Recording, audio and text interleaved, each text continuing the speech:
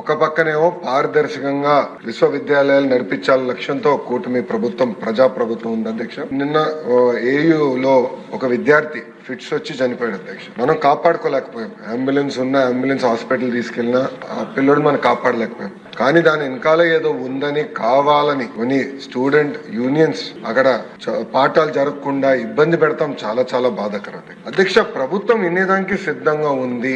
తప్పు జరిగితే సరిదిద్దుకునేదానికి కూడా మేము సిద్ధంగా ఉన్నాం. కానీ ఎక్కడైతే ఎలాంటి తప్పు జరగలేదో అక్కడ రాజకీయాలు చేస్తాం కరెక్ట్ కాదని మేము బలంగా నమ్ముతున్నాం అధ్యక్ష. అందుకే విద్యార్థి సంఘాలు కానివ్వండి, వాళ్ళ నాయకులను కూడా కోరేది మొత్తం ఉన్నత విద్య కానివ్వండి, మనం అందరం కలిసికట్టుగా బలోపేతం చేయాలి, మెరుగుపరచుకోవాల్సిన అవసరం మనందరి పైన ఉంది. మీరు కూడా దీంట్లో భాగస్వామ్యులే. కరికులం గురించి మాట్లాడదాం, ఇంప్రూవ్మెంట్స్ గురించి మాట్లాడదాం, కలిసికట్టుగా ముందరికి వెళ్దాం. పారదర్శకంగా అద్భుతమైన వైస్ ఛాన్సలర్స్ నియమిస్తున్నాం. ఎలాంటి పొలిటికల్ ఇంటర్ఫియరెన్స్ లేకుండా నియమిస్తున్నాం. ఎందుకు చేస్తున్నాం అంటే Andhra university among the top 100 యూనివర్సిటీగా తీర్చిదిద్దాలనే టార్గెట్ గౌరవ ముఖ్యమంత్రి నారా చంద్రబాబు నాయుడు గారు నాకు ఇచ్చారు అధ్యక్ష.